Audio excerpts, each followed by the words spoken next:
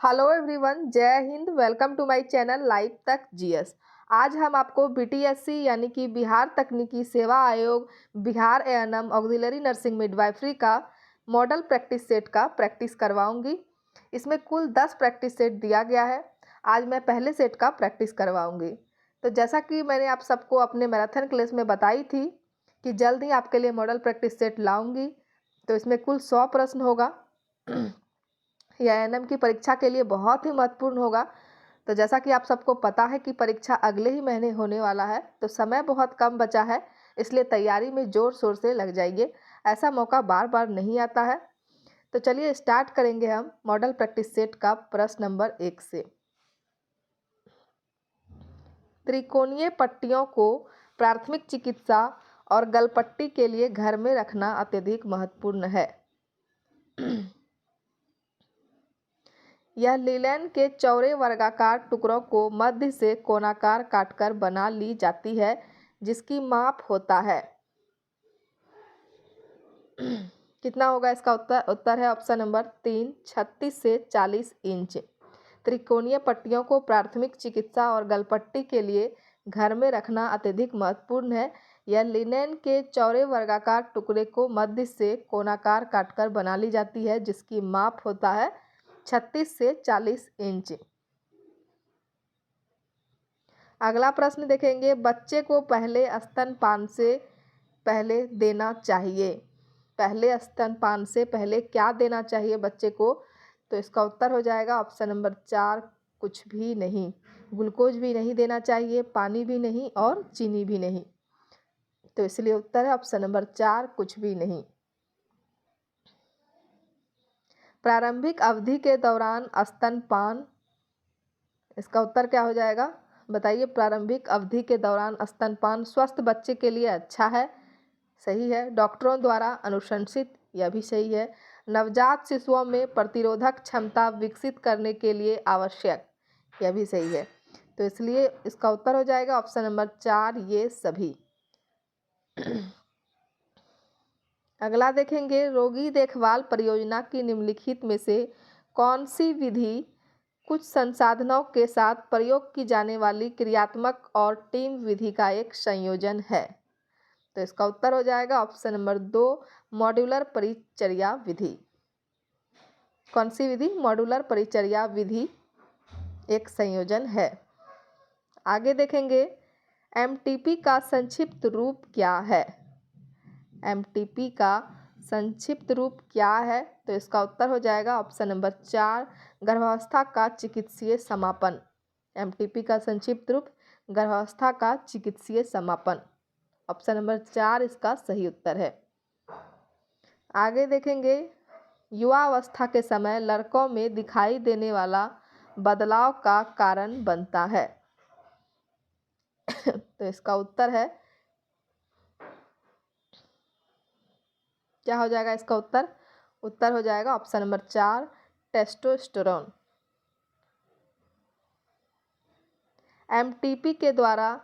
MTP के लिए दूसरा शब्द क्या है? तो दूसरा शब्द है ऑप्शन नंबर 1, प्रेरित गर्भपात। एमटीपी के लिए दूसरा शब्द प्रेरित गर्भपात है। ऑप्शन नंबर 1 इसका सही उत्तर होगा। कैप्सूल का आवरण बना होता है। कैप्सूल का आवरण बना होता है, किस चीज़ से कैप्सूल का आवरण बना होता है? तो इसका उत्तर हो जाएगा ऑप्शन नंबर 1, जिलेटिन का।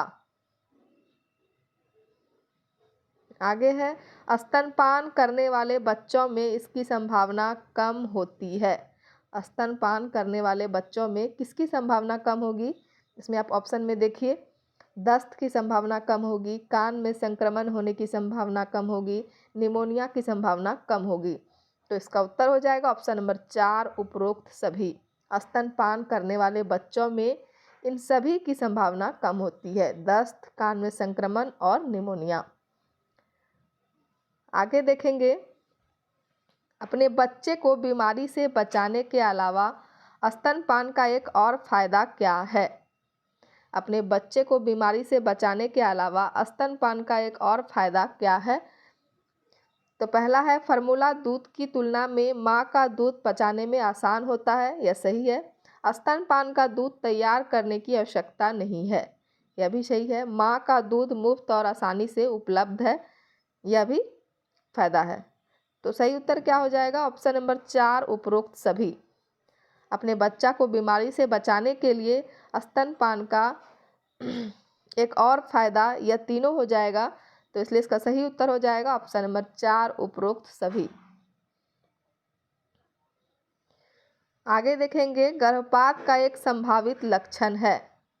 गर्भपात का एक संभावित लक्षण है, तो इसका उत्तर हो जाएगा ऑप्शन नंबर 2 ऐंठन के साथ या बिना योनि से रक्तस्राव। अगला है, इनमें से कौन सी शर्करा तत्काल ऊर्जा प्रदान करती है? इनमें से कौन सी शर्करा तत्काल ऊर्जा प्रदान करती है? ऑप्शन हम दिखाते हैं आपको,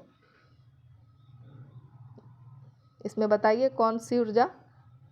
तो इसका उत्तर हो जाएगा ऑप्शन नंबर 1 ग्लूकोज। अगला प्रश्न है, इनमें से कौन सा भोजन का अनिवार्य अवयव है? इनमें से कौन सा भोजन का अनिवार्य अवयव है? तो इसका उत्तर हो जाएगा कार्बोहाइड्रेट, ऑप्शन नंबर 3। शहद में मुख्यतः इनमें से पाया जाता है। शहद में मुख्यतः इनमें से पाया जाता है, क्या पाया जाता है? तो कार्बोहाइड्रेट पाया जाता है।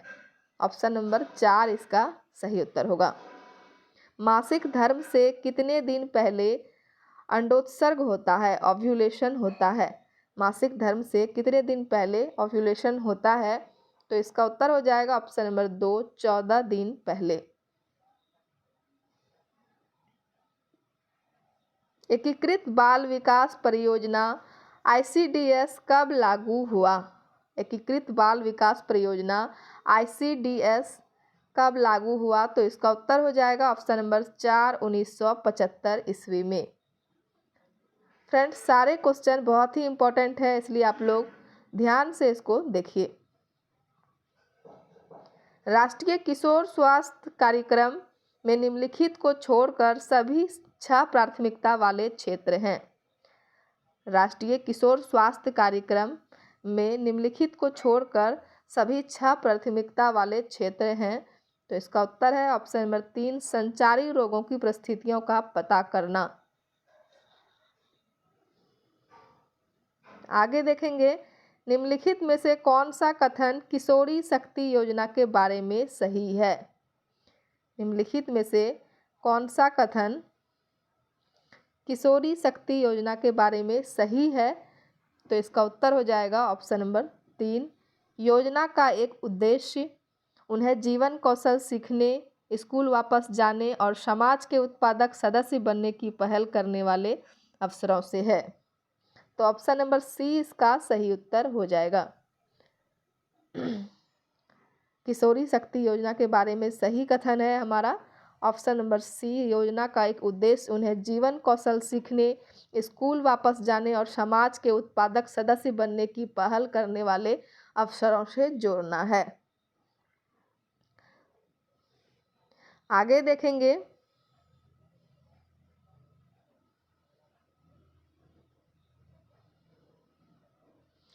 इसका तीनों ये कथन दिया गया है और इसमें बताना है कि कौन सा कथन हमारा सही है।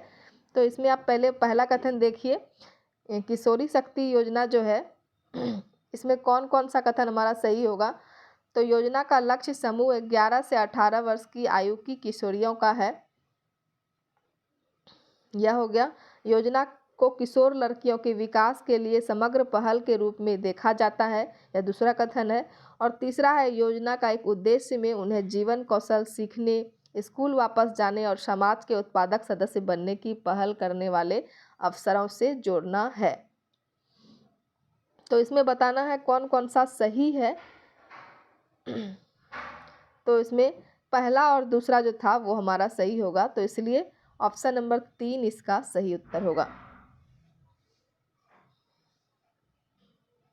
आगे देखेंगे, राष्ट्रीय रोग वाहक जनित रोग नियंत्रण कार्यक्रम के अंतर्गत कितनी बीमारियों को कवर किया जाता है? राष्ट्रीय रोग वाहक जनित रोग नियंत्रण कार्यक्रम के अंतर्गत कितनी बीमारियों को कवर किया जाता है? तो इसका उत्तर है ऑप्शन नंबर 3, 6 बीमारियों को कवर किया जाता है। अगला है, लंबे समय तक कठोर शारीरिक कार्य करने के पश्चात मांसपेशियों में थकान अनुभव होने का इनमें से मुख्य कारण क्या है?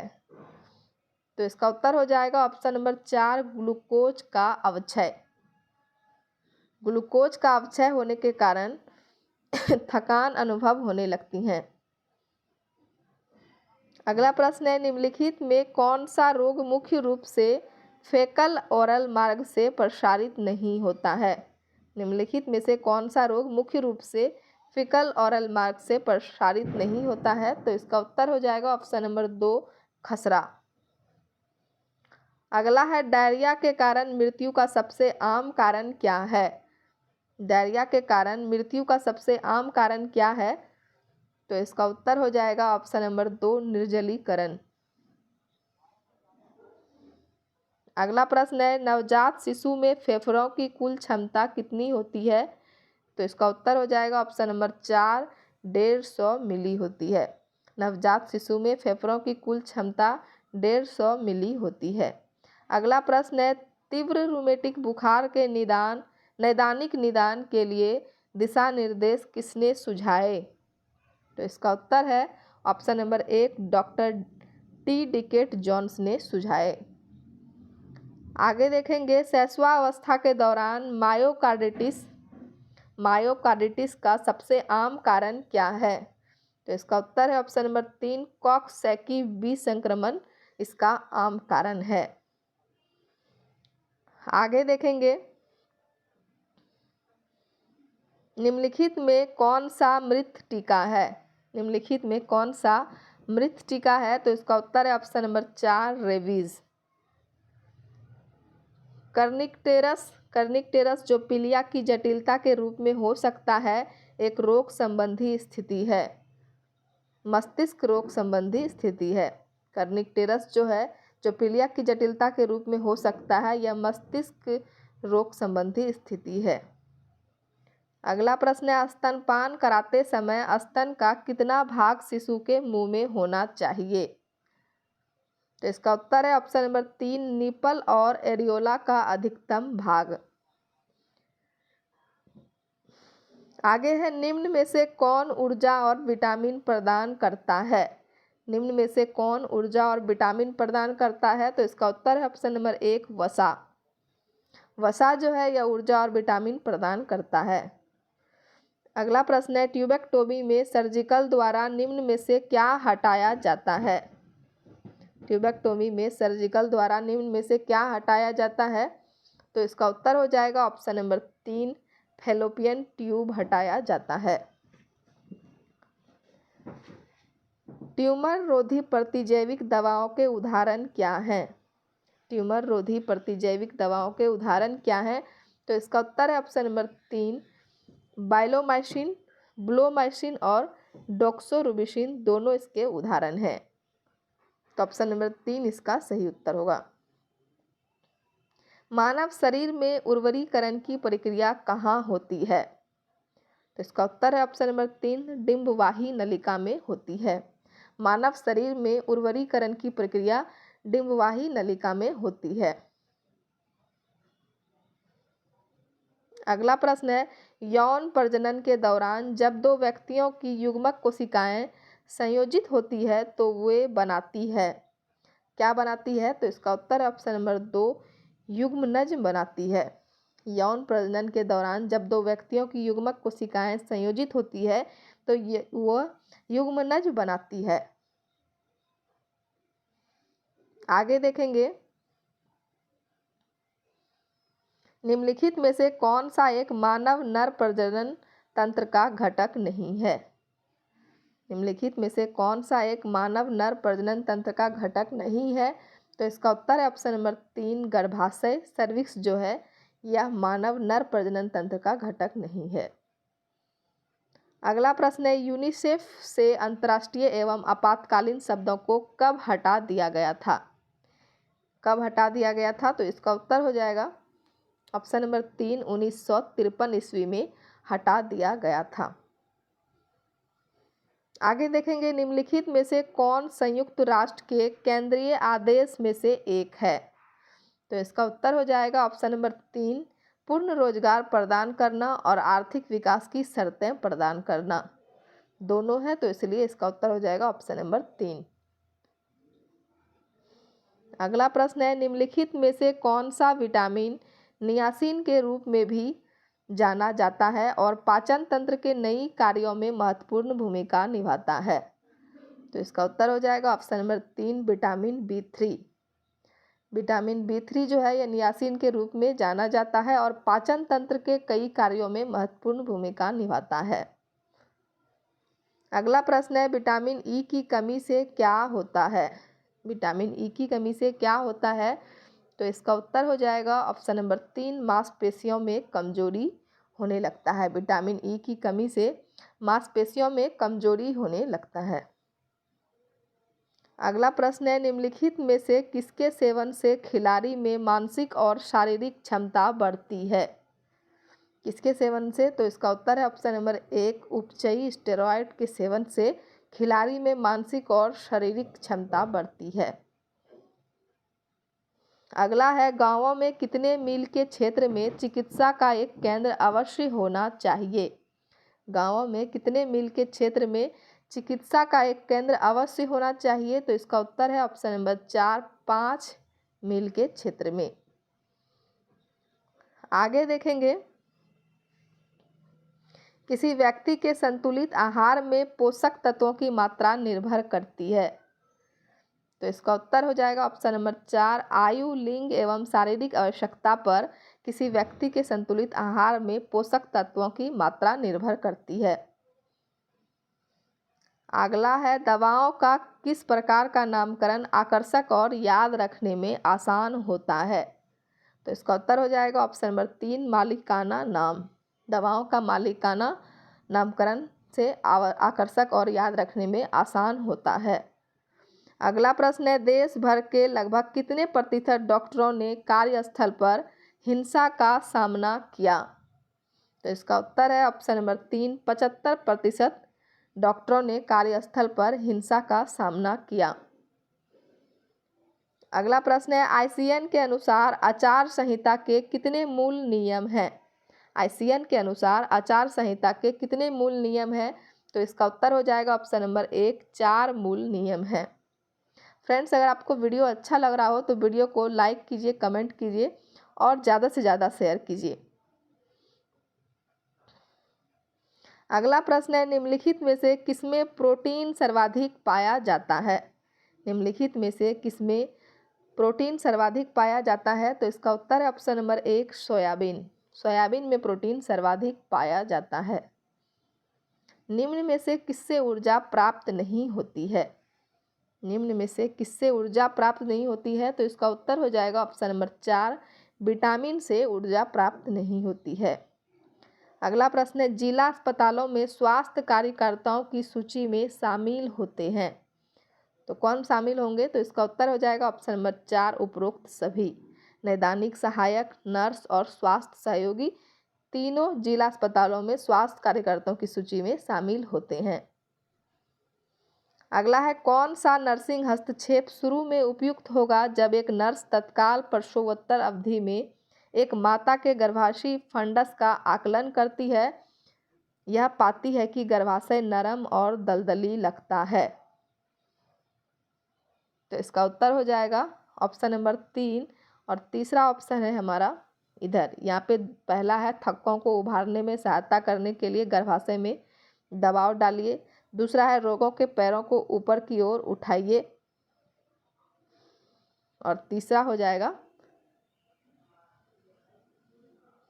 फंडस के सख्त होने तक मालिश कीजिए। तो यही इसका उत्तर हो जाएगा और रोगी को खाली करने के लिए प्रोत्साहित कीजिए। 4 ऑप्शन है, इसमें हमारा ऑप्शन नंबर 3 सही उत्तर होगा। फंडस के सख्त होने तक मालिश कीजिए। अगला प्रश्न है निम्नलिखित में से कौन एक जोखिम कारक है जो एक महिला के गर्भपात की संभावना को बढ़ाता है। तो इसका उत्तर है ऑप्शन नंबर 3, अंडाशय को प्रभावित करने वाली समस्या। यह एक जोखिम कारक है जो एक महिला के गर्भपात की संभावना को बढ़ाता है। अगला देखेंगे, नर्स नर्सिंग देखभाल के लिए किन किन मूल्यों का वहन करती हैं। नर्स नर्सिंग देखभाल के लिए किन किन मूल्यों का वहन करती है, तो इसका उत्तर हो जाएगा ऑप्शन नंबर 1, व्यक्तिगत जिम्मेदारी। अगला है, भारत को राष्ट्रीय मानसिक स्वास्थ्य नीति की शुरुआत कब की गई थी, तो इसका उत्तर हो जाएगा ऑप्शन नंबर 1, 1982 ईस्वी में इसकी शुरुआत की गई थी। गर्भ के कितने सप्ताह के बाद भ्रूण को व्यवहार्य माना जाता है। कितने सप्ताह के बाद भ्रूण को व्यवहार्य माना जाता है, तो इसका उत्तर है ऑप्शन नंबर 2, 28 सप्ताह के बाद। अगला प्रश्न है, किस उम्र में भ्रूण का दिल धड़कना शुरू कर देता है। किस उम्र में भ्रूण का दिल धड़कना शुरू कर देता है, तो इसका उत्तर है ऑप्शन नंबर 1, 22 दिन में। अगला है, मूल रूप से कितने देशों ने आर्थिक सहयोग और विकास संगठन कन्वेंशन पर हस्ताक्षर किए, तो इसका उत्तर है ऑप्शन नंबर 1, 20 देश। 20 देशों ने आर्थिक सहयोग और विकास संगठन कन्वेंशन पर हस्ताक्षर किए। अगला प्रश्न है, जब एक महिला स्वस्थ होती है तब वह प्रसन्न रहती है, वह अपने आप को सक्रिय रखती है, सृजनशील रहती है। तीनों इसका होगा, तो इसलिए उत्तर है ऑप्शन नंबर 4, उपरोक्त सभी। जब एक महिला स्वस्थ होती है तब वह प्रसन्न रहती है, वह अपने आप को सक्रिय रखती है, सृजनशील रहती है, इसलिए उत्तर हो जाएगा ऑप्शन नंबर 4। अगला प्रश्न देखेंगे, निम्नलिखित में से किसने न्यायशीता परिवार की संकल्पना दी है, तो इसका उत्तर हो जाएगा ऑप्शन नंबर ए, मतलब पहला, कार्ल सी जिमरमैन ने न्यायशीता परिवार की संकल्पना दी है। अगला है, विद्युतीय आग की स्थिति में निम्न में से किसका प्रयोग नहीं करना चाहिए, तो इसका उत्तर हो जाएगा ऑप्शन नंबर 1, उस पर पानी नहीं डालना चाहिए। विद्युतीय आग की स्थिति में उस पर पानी नहीं डालना चाहिए। अगला है, आपदा प्रबंधन टीमों डीएमटी में किस प्रकार के कुशल व्यक्तियों को शामिल किया जाता है। डीएमटी में किस प्रकार के कुशल व्यक्तियों को शामिल किया जाता है, तो इसका उत्तर है ऑप्शन नंबर 4, आवश्यकता के आधार पर उपरोक्त सभी। भूतपूर्व सैनिक, अग्निशमन कर्मी और चिकित्सक और नर्स सभी, तो इसलिए आवश्यकता के आधार पर डीएमटी में सभी कुशल व्यक्तियों को शामिल किया जाता है। आगे देखेंगे, कार्यशाला में खून बहने वाले पीड़ित के लिए सही प्राथमिक उपचार क्या है। कार्यशाला में खून बहने वाले पीड़ित के लिए सही प्राथमिक उपचार क्या है, तो इसका उत्तर है ऑप्शन नंबर 2, विसंक्रमित कपड़े से रक्तस्राव हो रहे हिस्से पर सीधा दबाव लागू करें। अगला प्रश्न है, महिला स्वास्थ्य कार्यकर्ता की भूमिका है। महिला स्वास्थ्य कार्यकर्ता की भूमिका क्या है, तो इसका उत्तर हो जाएगा ऑप्शन नंबर 4, उपरोक्त में से कोई नहीं। स्वास्थ्य देखभाल के विभिन्न क्षेत्रों में विभिन्न भूमिका या भूमिका नहीं है। महिलाओं की मांग बढ़ती ही जा रही है, यह भी नहीं है, और 1 और 2 यह तीसरा ऑप्शन भी नहीं ही होगा, तो इसका उत्तर ऑप्शन नंबर 4, उपरोक्त में से कोई नहीं। महिला स्वास्थ्य कार्यकर्ता की भूमिका इन चारों में से कोई नहीं है। अगला प्रश्न है, बच्चों में पोषण का क्या महत्व है। बच्चों में पोषण का क्या महत्व है, तो इसका उत्तर हो जाएगा ऑप्शन नंबर 1, पोषण से बच्चों की बढ़त अच्छी होती है। आगे देखेंगे, आपदा प्रबंधन अधिनियम 2005 का कौन सा भाग राज्य सरकार को राज्य आपदा प्रबंधन योजना तैयार करने के लिए बाध्य करता है, तो इसका उत्तर हो जाएगा ऑप्शन नंबर 4, 23वां भाग जो है आपदा प्रबंधन अधिनियम 2005 का 23वां भाग राज्य सरकार को राज्य आपदा प्रबंधन योजना तैयार करने के लिए बाध्य करता है। ऑप्शन नंबर 4 इसका सही उत्तर है। अगला प्रश्न है, मुख्य गर्भ निरोधक गोलियों में निम्नलिखित में से कौन सा हार्मोन होता है, तो इसका उत्तर है ऑप्शन नंबर 3, एस्ट्रोजन और प्रोजेस्टिन, और केवल प्रोजेस्टिन दोनों होगा, दोनों हार्मोन होता है, तो इसका उत्तर ऑप्शन नंबर 3, 1 और 2 दोनों। अगला है, सामाजिक कार्यकर्ता निम्नलिखित सभी तत्वांधों को छोड़कर अभ्यास करते हैं।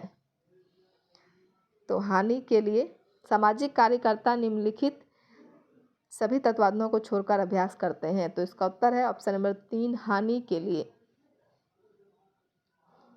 अगला प्रश्न है, समाज कल्याण प्रशासन के अंतर्गत आता है। कौन सा समाज कल्याण प्रशासन के अंतर्गत आता है? तो इसका उत्तर है ऑप्शन नंबर 2, सामाजिक कल्याण की अप्रत्यक्ष विधि। अगला प्रश्न है, कल्याण प्रशासन का उल्लेख है। कल्याण प्रशासन का उल्लेख है कौन कौन सा? तो सामाजिक नीतियों को कल्याणकारी कार्यक्रम में बदलना, नीतिगत शासन की पद्धति और सामाजिक कल्याण के लिए प्रशासन की प्रणाली, तीनों कल्याण प्रशासन का उल्लेख है। तो इसका उत्तर हो जाएगा ऑप्शन नंबर 4, उपरोक्त सभी। अगला है, दोपहर के भोजन की व्यवस्था क्या है? दोपहर के भोजन की व्यवस्था क्या है? तो इसका उत्तर हो जाएगा ऑप्शन नंबर 4, उपरोक्त सभी। बच्चों को पोषण मिलता है, संतुलित भोजन मिलता है और भोजन का मूल्य कम होता है। दोपहर का भोजन की यह तीनों व्यवस्था है। तो इसका उत्तर हो जाएगा ऑप्शन नंबर 4। अगला प्रश्न है, औसत माहवारी चक्र कितनी दिन का होता है? औसत माहवारी चक्र कितनी दिन का होता है? तो इसका उत्तर हो जाएगा ऑप्शन नंबर 3, 28 दिन का होता है। अगला प्रश्न है, मासिक चक्र के दौरान हार्मोन का स्तर क्या होने पर स्राव के गाढ़ेपन में बदलाव होता रहता है? तो इसका उत्तर है ऑप्शन नंबर 3, बढ़ने और घटने पर स्राव के गाढ़ेपन में बदलाव होता रहता है। ऑप्शन नंबर 3 इसका सही उत्तर होगा। आगे देखेंगे, बच्चों के लिए पूरक पोषण आहार 6 माह बाद क्यों देंगे? बच्चों के लिए पूरक पोषण आहार 6 माह बाद क्यों? तो इसका उत्तर है 6 महीने के बच्चे की शारीरिक ज़रूरतें बढ़ जाती है। 6 महीने जब बच्चा हो जाता है तो बच्चे की शारीरिक ज़रूरतें बढ़ जाती है, इसीलिए बच्चों के लिए पूरक पोषण आहार 6 माह के बाद देंगे।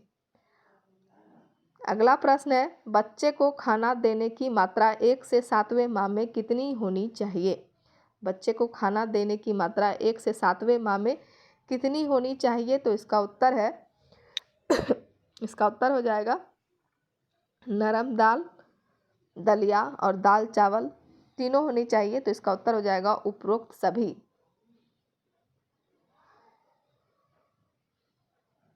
अगला प्रश्न है, मोलर गर्भाधान को कभी कभी क्या कहते हैं? मोलर गर्भाधान को कभी कभी क्या कहेंगे? तो इसका उत्तर है ऑप्शन नंबर 1, हाइडेटिफॉर्म मोल। हाइडेटिफॉर्म मोल मोलर गर्भाधान को कभी कभी कहते हैं। अगला है, अति उल्बोधकता। अति उल्बोधकता क्या है? तो इसका उत्तर हो जाएगा ऑप्शन नंबर 1, अति उल्बोधकता एक रोग है। अगला है, हल्की अति उल्बोधकता में परेशानी क्या होती है? तो इसका उत्तर हो जाएगा ऑप्शन नंबर 4, सांस लेने में कठिनाई होने लगती है, पेट दर्द होने लगता है और पेट अपेक्षा से अधिक फूलने लगता है। तो हल्की अति उल्बोधकता में यह सभी परेशानी होने लगती है, इसलिए इसका उत्तर है ऑप्शन नंबर 4, उपरोक्त सभी। अगला प्रश्न है, 100 में से कितने गर्भाधानों में उलद्रव अल्पता होती है? 100 में से कितने गर्भाधानों में उलद्रव अल्पता होती है? तो इसका उत्तर हो जाएगा ऑप्शन नंबर 3, 8। 100 में से 8। अगला प्रश्न है, अपरिहार्य गर्भपात क्या है? अपरिहार्य गर्भपात क्या है? तो रक्तस्राव होता रहता है, भ्रूण बाहर आ जाता है और महिला को पेट में लगातार ऐंठन होता है। यह सभी अपरिहार्य गर्भपात में होता है। तो इसका उत्तर है ऑप्शन नंबर 4, उपरोक्त सभी। अगला प्रश्न है, सेगमेंटेशन क्या होता है? सेगमेंटेशन क्या होता है? तो इसका उत्तर हो जाएगा ऑप्शन नंबर सेगमेंटेशन क्या होता है? 77 प्रश्न के बारे में हम डिस्कस कर रहे थे, सेगमेंटेशन क्या होता है? तो इसका उत्तर है, अंडाणु जब फैलोपियन नलिका से मिलता है यह सेगमेंटेशन होता है। ऑप्शन नंबर 1 इसका सही उत्तर होगा। आगे देखेंगे, कितने दिन तक मातृ गर्भाशय में रहने के पश्चात प्रसव होता है? कितने दिन तक मातृ गर्भाशय में रहने के पश्चात प्रसव होता है? तो इसका उत्तर है ऑप्शन नंबर 270 दिन। प्लेसेंटा भ्रूण से जुड़ा होता है। प्लेसेंटा भ्रूण से जुड़ा होता है किससे? तो अम्बिलिकल कॉर्ड से। ऑप्शन नंबर 1 इसका सही उत्तर है। प्लेसेंटा भ्रूण से जुड़ा होता है अम्बिलिकल कॉर्ड से। अगला प्रश्न है, गर्भनाल महिला के किस भाग का अभिन्न अंग होता है? गर्भनाल महिला के किस भाग का अभिन्न अंग होता है? तो इसका उत्तर है ऑप्शन नंबर 3 गर्भनाल। गर्भनाल महिला के गर्भनाल भाग का अभिन्न अंग होता है। अगला है, गर्भकालीन विकास की कुल अवधि कितने माह की होती है? तो इसका उत्तर हो जाएगा ऑप्शन नंबर 4 इनमें से कोई नहीं। अगला प्रश्न है, प्रत्येक संकुचन में क्या होता है?